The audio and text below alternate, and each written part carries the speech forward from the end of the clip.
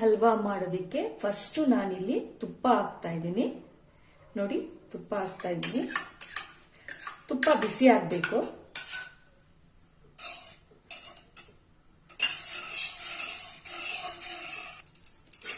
ಈಗ ಗೋಧಿ ಹಿಟ್ಟನ್ನ ಹಾಕ್ತಾ ಇದ್ದೀನಿ.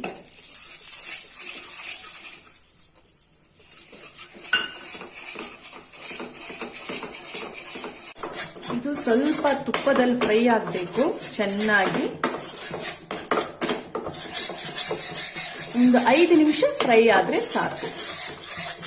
ಇದೊಂದು 5 ನಿಮಿಷ ತುಪ್ಪದಲ್ಲಿ ಫ್ರೈ ಆಗಿದೆ. ಈಗ ನಾನು ಸ್ವಲ್ಪ ನೀರು ಹಾಕ್ತಾ ಇದ್ದೀನಿ.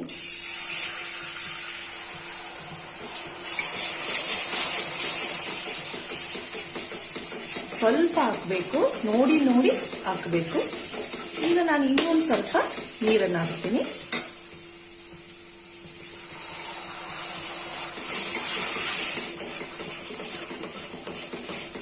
ಈಗ ಸಕ್ಕರೆ ಹಾಕ್ತಾ ಇದ್ದೀನಿ.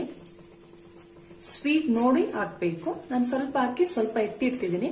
ಸ್ವೀಟ್ ನೋಡಿ ಆಮೇಲೆ ಪುನಃ ಹಾಕ್ತೀನಿ. ನೋಡಿ, ತುಪ್ಪ ಎಲ್ಲ ಸೈಡಲ್ಲಿ ಬಿಡ್ತಾ ಇದೆ. ಇದು ಸಿಮ್ಮಲ್ಲೇ ಆಗ್ಬೇಕಿದು. ಇನ್ನೂ ಬೇಯಬೇಕಿದು ಚೆನ್ನಾಗಿ.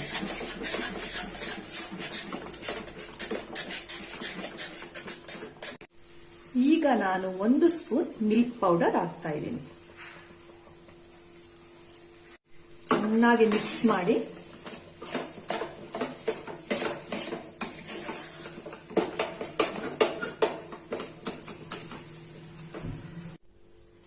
ನೋಡಿ, ಗೋಧಿ ಹಲ್ವಾ ರೆಡಿ ಆಗಿದೆ.